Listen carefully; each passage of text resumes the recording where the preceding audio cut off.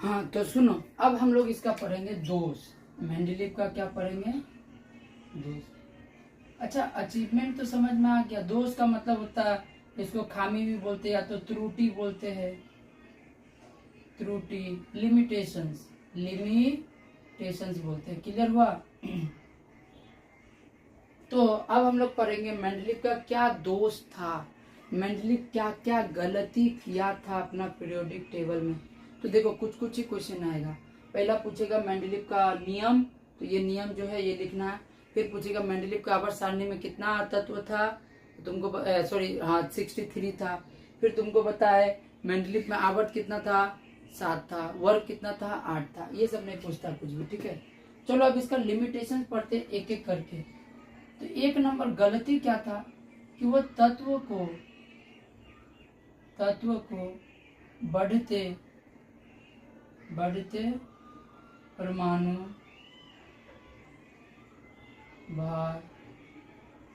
बढ़ते परमाणु भार के अनुसार नहीं सजाए।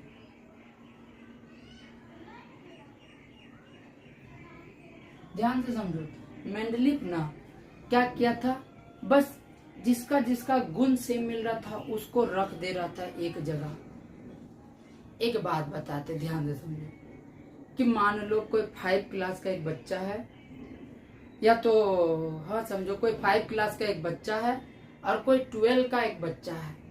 उस दोनों को साथ में बैठा के पढ़ा रहा है। बोल रहा काहे बैठा है, तो बोलता है इसका भी 2 हाथ है, उसका भी 2 नाक है, वो मुंह से निकालता है, वो मुंह से निकालता है सुबह सुबह। समझ में आ रहा है बात? तो वो सब गुण देखा ना, फिजिकल देखा कि वो बना कैसे, केमिकल देखा। लड़का लड़का तो जैसे वो लड़का बना भी तो वैसे लड़का से बना है। समझ में आ रहा है बात? तो वो ना भार नहीं देखा कि 5 क्लास वाला होगा 20 kg का होगा, हो सकता है, और वो 12 वाला होगा 75-80 kg का। तो भार को नहीं देखा। वो क्या किया, ध्यान से समझना कि एक अगर छोटा एलिमेंट है, छोटा, तो इसके बगल में सेम था। क्यों सेम? फिजिकल और केमिकल प्रॉपर्टी, तो दोनों को साथ रख दिया। फिर इसके साथ सेम होगा तो छोटा, फिर ऐसे, मतलब कोई सीक्वेंस को फॉलो ही नहीं किया, कोई सीक्वेंस को फॉलो नहीं किया। आकार, परमाणु भार, वेट का हिसाब से कुछ सीक्वेंस को फॉलो नहीं किया, क्योंकि वो देखा ही क्या था, केमिकल और फिजिकल प्रॉपर्टी। समझ में आया बात? तो केमिकल और फिजिकल प्रॉपर्टी देखा, अब बोला बस सेम था, एक ही आवर्त में आ गया। इंक्रीजिंग ऑर्डर भी तो देखना पड़ेगा। इससे पहले जो 3-4 को पगला था, वो लोग बोला था कि increasing order of their atomic weight, परमाणु भार के बढ़ते क्रम को देखना पड़ेगा। समझ में आ रहा बात? क्या गलती था? तो पहला गलती यही था इसका। दूसरा गलती था कि ये आइसोटोप्स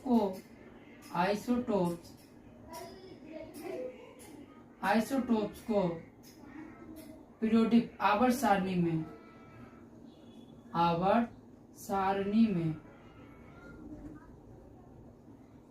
स्थान नहीं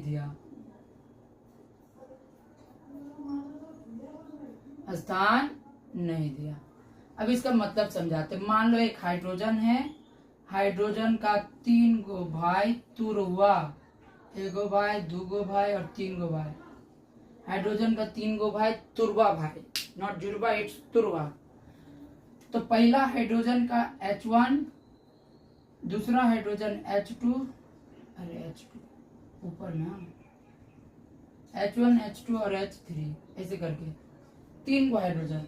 जो पहला भाई था उसका नाम था प्रोटियम। H1 को हम लोग क्या बोलेंगे? प्रोटियम। दूसरा जिसके दूसरा भाई को ड्यूट्रियम। ड्रॉ कैसे लिखते भाई? ड्यूट्रियम। आप रे बाप, अरे ठीक से लिख लेना। फिर तीसरा होगा ट्रीटियम। तो तीनों भाई का, पहला भाई का नाम प्रोटियम, दूसरा भाई का नाम ट्रीटियम। अच्छा हाँ याद आ गया, चलो दौरा पड़ जाता बीच बीच में। इका एल्युमिनियम या गैलियम होगा, ये इका सिलिकॉन होगा, इका सिलिकॉन। मैग्नीज बनेगा टेक्टेनियम, मैग्नीज बनेगा टेक्टेनियम।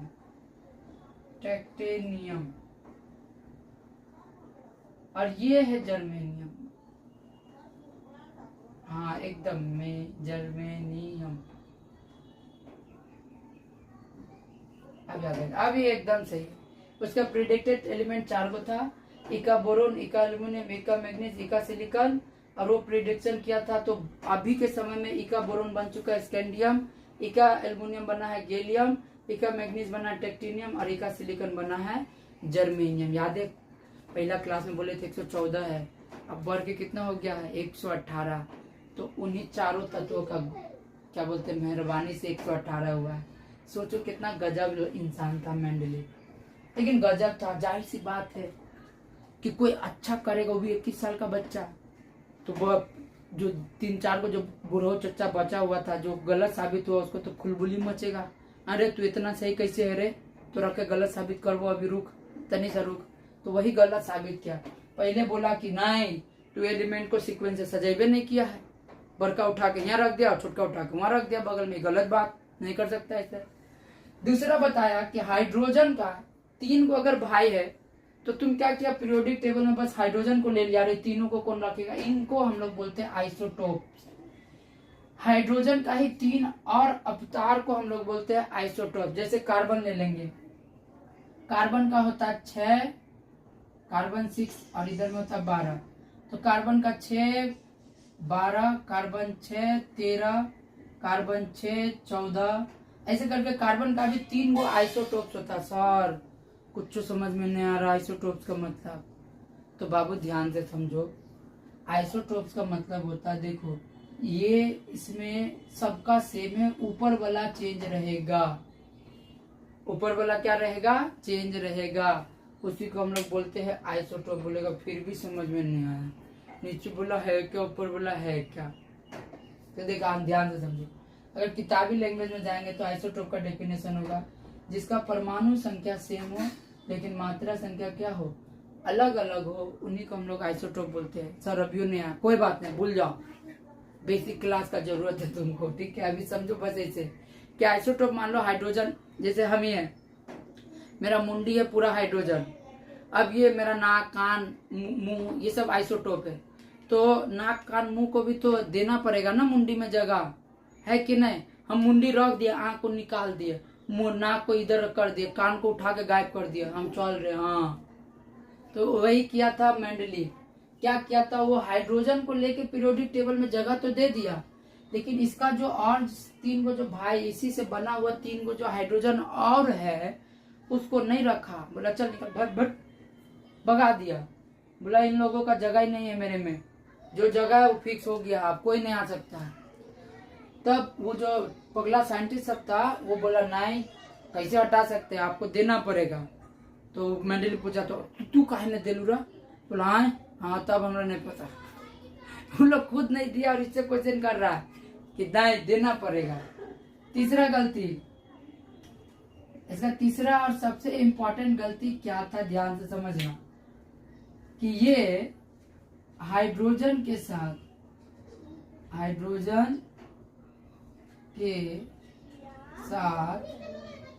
द्रुत व्यवहार किया, द्रुत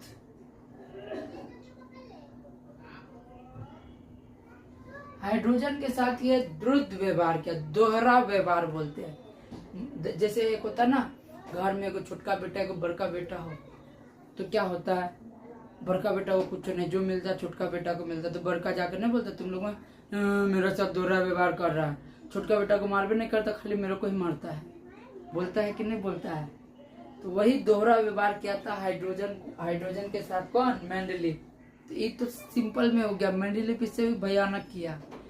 मान लो तुम्हारा क्लास में लड़की है और तुम्हारा क्लास में लड़का है, तो हाइड्रोजन उनमें से एक था जिसको ना ही लड़की का सीट में कभी बैठने का मौका देता था और ना ही लड़का का सीट में, बीच वाला बना के रख दिया था उसको।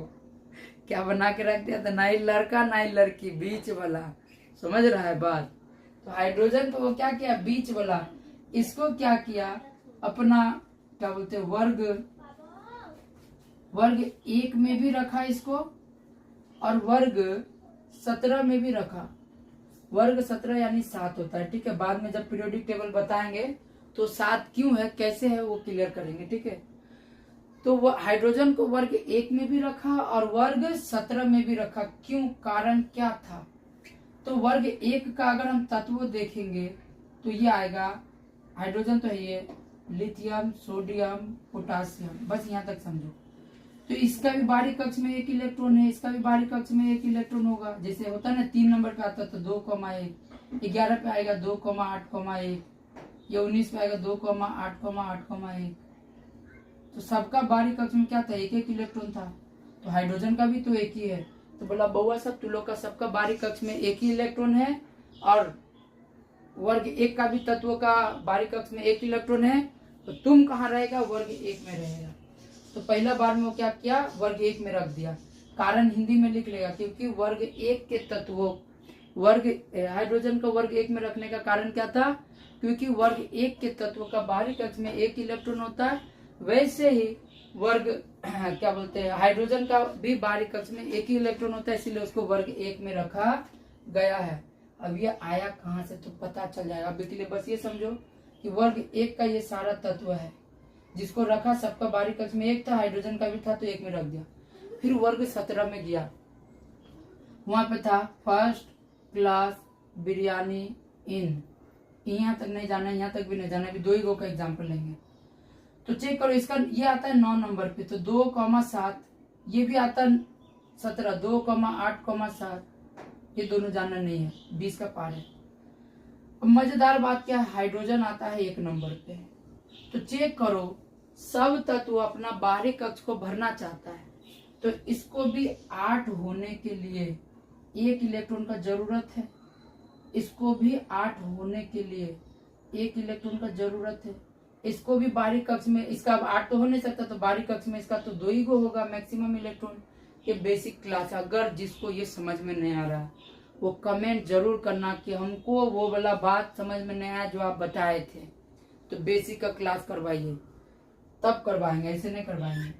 तो इसको भी 1 इलेक्ट्रॉन चाहिए अपना बाहरी कक्ष में भरने के लिए, समझ में आया। तब देखा क्या, इसका संयोजकता जिसको बोलते हैं वैलेंसी, इसका 1-1 इलेक्ट्रॉन एक्स्ट्रा है, तो एक्स्ट्रा होगा तो +1, और उसको 1 इलेक्ट्रॉन चाहिए, कमी होगा तो -1। क्या बोले, संयोजकता पूछेगा कि ग्रुप 1 के तत्वों का संयोजकता कितना होता है जी, +1। ग्रुप 17 का संयोजकता कितना होता है, -1। तो देखा क्या कि अरे हाइड्रोजन का गुण किससे मिल रहा है, वर्ग 17 का भी, वर्ग 7 का भी तत्व से मिल रहा है, क्योंकि उसका भी वैलेंसी कितना है, हाइड्रोजन का +1 भी होता है, -1 भी होता है। अब मेंडलीव कंफ्यूज कि किन्ने रखेंगे, इसमें तो लड़कियों का गुण है, लड़कों का गुण है। बोला जो दोनों जगह बैठ, मन करता तो कभी ओकर गोदी में बैठ, मन करता तो कभी ओकर गोदी में बैठ। समझ में आया बात। तो चेक करो, ये दूसरा रीजन था जिसके कारण उसको क्या बोलते हैं, ग्रुप 17 और ग्रुप 1 में रखा। तीसरा, ये डायटोमिक होता है, द्विपरमाणविक।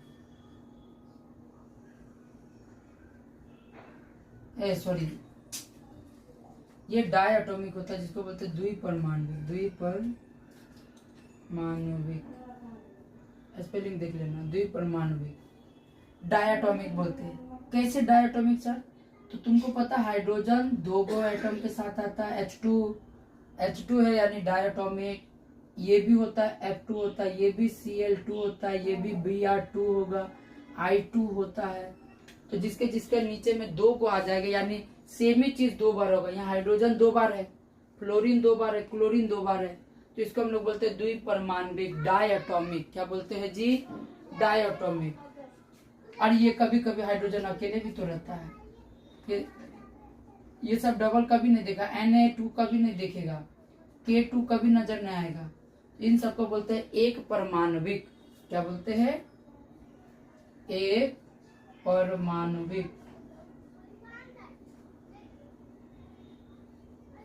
ध्यान से समझो क्या बोले कि वो क्या होता है एक परमाणविक, ये क्या होता है द्विपरमाणविक। तो हाइड्रोजन में दोनों ही क्वालिटी है, वो एक परमाणविक मोनो एटॉमिक भी हो सकता है, द्विपरमाणविक डायटोमिक भी हो सकता है। तो ये 3 रीजन है मेन, जिसके कारण हाइड्रोजन को ग्रुप 1 में भी रखा और ग्रुप 17 में भी रखा। देखो बहुत इंपॉर्टेंट चीज है, क्वेश्चन बनता है यहाँ से। अगर समझ में ना आए, कुछ भी समझ में ना आए तो कमेंट जरूर करो कि मेरे को भैया यहाँ पे समझ में नहीं आया, उसको अच्छे से एक्सप्लेन कीजिए। कमेंट्स करो, लाइक सब्सक्राइब झाल बजाए कमेंट जरूर करो, ठीक है। तो यहाँ तक क्लियर हो गया। आप बोलेगा कि सर हम लोग किताब में कभी कभी हाइड्राइट दिया रहता है, तो बाबू अभी थोड़ा देर के लिए दम धर जाओ। हाइड्राइट ये सब समझने के लिए थोड़ा सा टाइम है, 8.4 में समझेंगे अच्छे से, 8.6 में कि वो होता क्या है। तो ये कुछ गलती था जो मेंडलीव किया, सॉरी गलती, हाँ ये 3 वो कुछ गलती था, मेन गलती जो मेंडलीव के द्वारा किया गया था। सर और भी गलती, हाँ बाबू है, चौथा गलती ला सकते हो कि ये चौथा गलती क्या क्या था, निष्क्रिय गैस। निष्क्रिय, देखो मेरा हिंदी इंग्लिश दोनों में गलती हो सकता है क्योंकि हम स्पीड में लिखते हैं, तुम लोग सुधार लेना, ठीक है। निष्क्रिय गैस को स्थान नहीं दिया, स्थान नहीं दिया, अनाथ कर दिया। निष्क्रिय गैस का मतलब क्या होता है जी? निष्क्रिय गैस को बोलते हैं आइडियल गैस भी बोलते हैं, आइडियल गैस। और एक नाम है इनर्ट गैस भी बोलते हैं, इनर्ट गैस। सर हिंदी में बताइए ना, इस सब का मतलब क्या होता है, काहे अंग्रेजी झाड़ रहे। तो निष्क्रिय गैस का मतलब समझाते, चेक करो। हे, ने और कर 0 रन पर आउट हो गया। तो ये कुछ तत्व है जो निष्क्रिय गैस माना जाता है। काहे माना जाता है पूरा बताइए ना। हीलियम आता है 2 नंबर पे, नियोन आता है 10 नंबर पे, आर्गन आता है 18 नंबर पे। ये सब आता है अपना घर में। पीरियोडिक टेबल में ढूंढ लेना कितना नंबर पे आता है, जरूरी नहीं है। 20 तक जरूरी है, 20 तक बताएंगे। क्लास 11-12 में साइंस लेके आओ, आगे भी जरूर बताएंगे, ठीक है। चलो इधर, तो क्यों देखो हीलियम का कक्ष अगर देखेंगे तो ऐसे करके, पहला कक्ष में 2 इलेक्ट्रॉन, 2 इलेक्ट्रॉन। देखो पहला कक्ष में ज्यादा से ज्यादा 2 होना चाहिए, इसके पास 2 है, पूरा भरा हुआ है। इसके पास 10 गो है, तो पहला कक्ष में 2 गो होगा, दूसरा कक्ष में 8 गो होगा। 1 2 3 4 6 7 8। तो देखो इसका दोनों ही कक्ष पूरी तरीका से क्या है, भरा हुआ है। और खासकर जिसका बाहरी कक्ष पूरी तरीका से भरा हो, चलो इसका भी बता दीजिए तो थोड़ा सा। पहला कक्ष में 2 गो होगा, दूसरा सेल में कितना होगा, 8 गो होगा। 1 2 3 4 5 6 7 8। अच्छा ये जो हम लड्डू बना रहे हैं, अगर किसी को ये भी समझ में नहीं आ रहा है कि हो क्या रहा है, तो बोलो सर लड्डू वाला को बेसिक बताइए, ये लड्डू वाला कॉन्सेप्ट है, बाद में बताएंगे, अभी नहीं। तो 2 और 8 आ गया 10, तो लास्ट में कितना बचा, 8। इसका भी हो गया 1 2 3 4 7 8। चेक करो, सबका बाहरी कक्ष में सबका आउटर मोस्ट सेल, क्या बोलेंगे, आउटर मोस्ट सेल जो है वो फुल फिल है। क्या है जी, फुल फिल। बाप रे बाप, फिर हिंदी क्या बोलते, बाहरी कक्ष पूर्ण भरित, क्या बोलेंगे, बाहरी कक्ष पूर्ण भरित। कैसे लिखते हैं, पूर्ण भरित। तो जिन जिन तत्व का बाहरी कक्ष आउटर मोस्ट सेल का इलेक्ट्रॉन पूरी तरीका से भरा होगा, खाली नहीं रहेगा, उन सब को हम लोग बोलते हैं निष्क्रिय गैस, इनर्ट गैस। तो इन सब के लिए ना वो जगह ही नहीं दिया था मेंडलीव, बोला था नहीं देंगे।